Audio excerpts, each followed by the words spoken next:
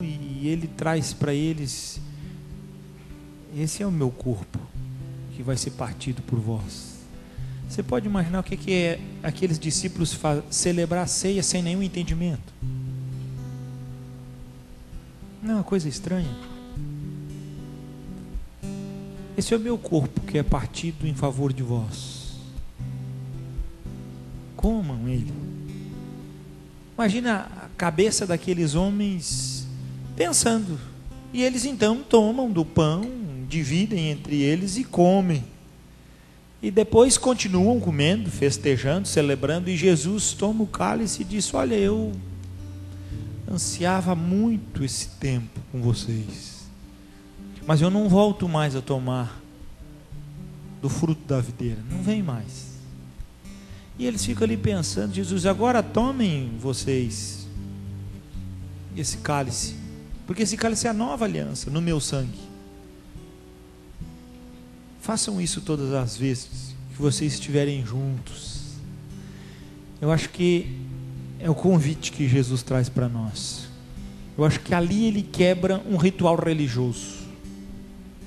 Eu acho que ali a ceia se manifesta como algo que só a igreja de Cristo consegue usufruir. Só a ceia.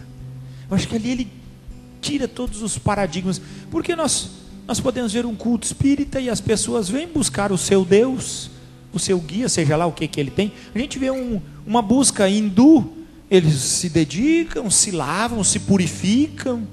A gente vê os muçulmanos, eles viram para o norte e faz aquele monte de ritual tantas vezes por dia. E nós vamos ver todos os índios nossos aqui, tem todo um ritual de purificação, como a gente fala, de trazer para si o culto, né? Para daí eles celebrarem as suas festas, celebrarem o seu Deus, aí comemorarem algo para Deus, sei lá, o Deus deles, aí fazerem algum pedido para Deus. E o Senhor Jesus traz para nós um segredo vital. Eu digo: vocês vão se reunir, vocês vão celebrar em meu nome, e todas as vezes que vocês fizerem isso, vocês vão anunciar a minha morte, o sacrifício meu, até que eu volte. É uma esperança, é um mover de preparação.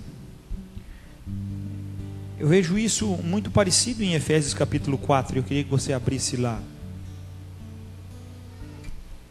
Efésios 4, versículo 1 a 6. Embora Paulo não dê instrução para essa igreja de Éfeso no quesito ceia do Senhor, mas eu imagino a particularidade disso. Carta de Paulo aos Efésios, o capítulo 4, versículo 1, diz assim: rogo-vos, pois, eu, o prisioneiro no Senhor, que andeis de modo digno da vocação a que fostes chamados. Que lindo, né? Você tem que andar, tem que estar junto, modo digno, o que Jesus nos ensinou a fazer, com toda humildade e mansidão, com longanimidade, suportando-vos uns aos outros em amor. E não é só suportar, ainda diz o versículo 3, esforçando-vos diligentemente por preservar a unidade do Espírito no vínculo da paz. Gente, ninguém consegue ter paz se não for no esforço, cara. Tem que se esforçar, bicho. Quem é casado sabe o que eu estou dizendo. Ter paz em casa com a mulher, com os filhos. Agora tem que ter esforço, cara. Ou não tem que ter esforço? Daqui a pouco o marido e a mulher estão bem, aí o filho faz uma coisa e viram acordar e aquela confusão. Tem que se esforçar, cara. E a Bíblia está dizendo aqui, nós precisamos se esforçar nesse vínculo da paz. Por quê? Porque esforçando nós vamos ser longânimos. Ninguém é longânimo se não for para verdadeiramente manifestar essa presença do Espírito, esse vínculo da perfeição, que é o que traz paz para nós. Nós precisamos nos esforçar e bastante. Versículo 4: há somente um corpo e um espírito, como também fostes chamados numa só esperança da vossa vocação. Há um só Senhor, uma só fé, um só batismo, um só Deus e Pai de todos, o qual é sobre todos, age por meio de todos e está em todos. Essa unidade da fé, essa unidade do Espírito, essa ação concebida única e exclusivamente para os regenerados. Quando que dizem que Deus é Pai de todos, ele não está botando o mundo todo no pacote, não, meu filho, isso é fora de contexto. Ele está dizendo que é Pai de todos os que têm a unidade do Espírito, o vínculo da paz, o que se esforça para verdadeiramente obter essa esperança, essa unidade, essa esperança que traz para nós, logicamente, um chamado, dando um vínculo de paz. Difícil? Não, mas extremamente coerente com esse corpo de Cristo, essa ação do poder de Deus, selados, uma garantia, a presença, esse mover de Deus para nós. Por isso temos a simplicidade de celebrarmos a ceia do Senhor. Temos a simplicidade de estarmos realmente juntos, nos esforçando, entendendo, interagindo. Porque precisamos desse nosso coração para perceber que a ceia do Senhor é algo muito especial.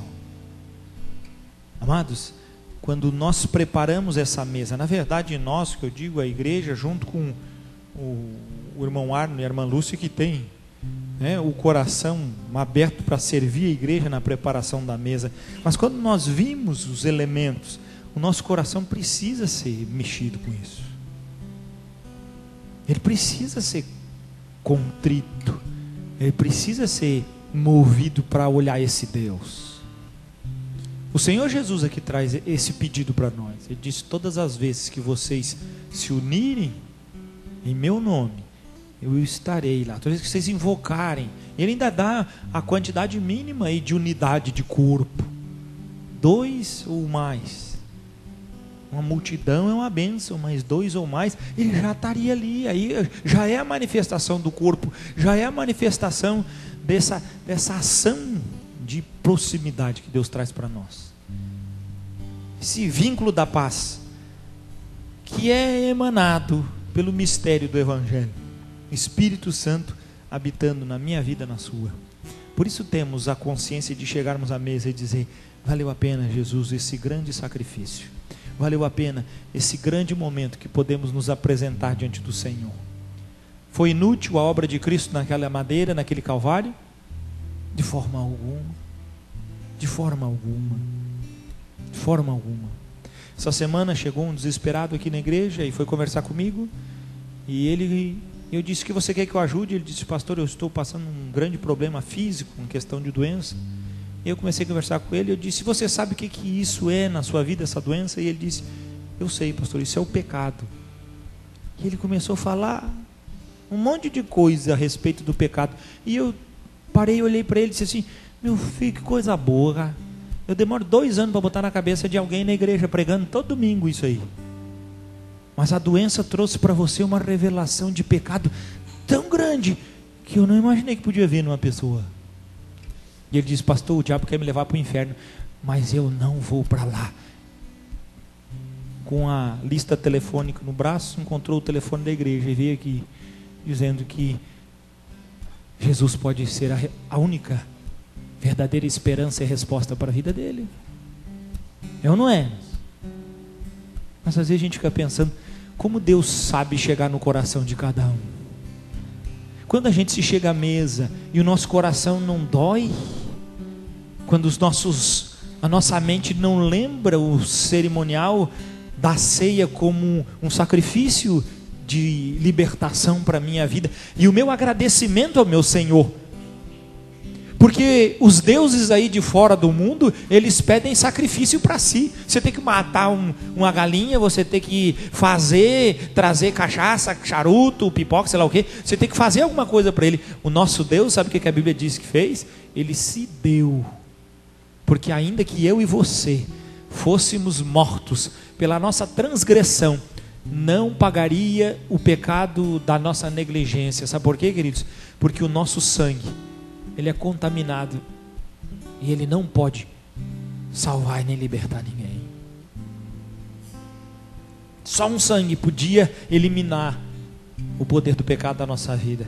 E nós temos o privilégio essa noite de tomar um cálice, e de tomarmos esse cálice juntos e declararmos às trevas que o sangue de Jesus nos purifica de todo pecado.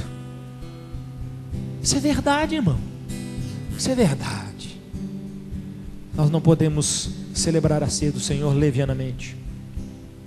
Nós não podemos celebrar a ceia do Senhor com o coração despercebido. Nós não temos esse direito.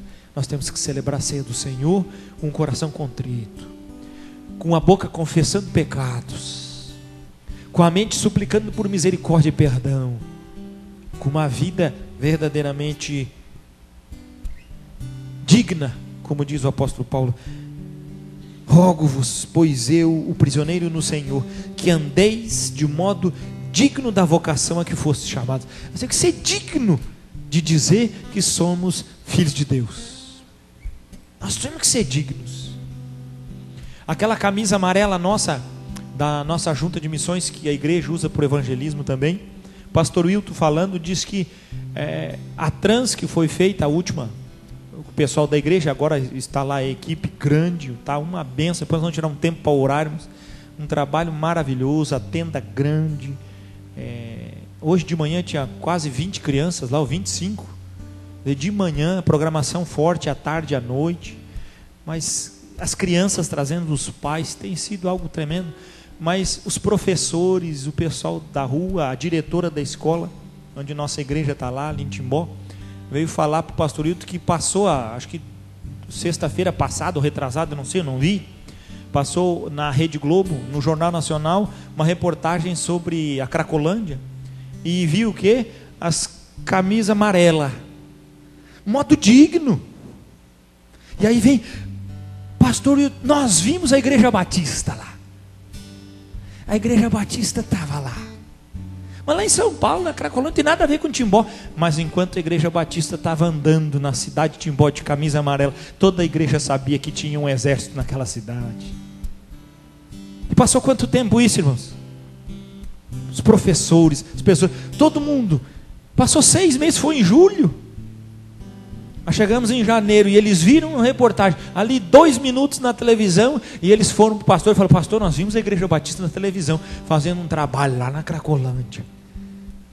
E a diretora então disse para ele: pastor Wilton, já tem o nome da sua igreja. Dele: qual? Igreja Batista Jesus Transforma. Esse é o nome da igreja. Todo mundo conhece a igreja aqui. Quando se caminha de modo digno do Evangelho. É bênção, irmãos, é alegria, mas a minha alegria vai ser triplicada, não apenas com o testemunho de nossa camisa e da vida que foi dada, mas quando a igreja do Senhor, ela não precisar de uma camisa amarela, mas ela tiver a cara do reino de Deus estampada nos olhos. Nós estamos caminhando para isso, nós temos esse sonho, e o Senhor vai nos dar essa glória de nós sermos conhecidos como escravos, prisioneiros de Jesus, mas com a cara dele. Mas para ter a cara de Jesus, precisa ter um coração quebrantado, precisa valorizar a obra de Cristo, precisa ter no coração, na alma, a esperança viva de que o Senhor reina sobre todas as coisas e absolutamente é Senhor sobre tudo. Por isso o apóstolo encerra dizendo: há um só Deus e Pai de todos, o qual é sobre todos, age por meio de todos e está em todos. É glória para Ele, é glória para Ele, e nós não podemos deixar essa glória esvair pelo meio das nossas mãos.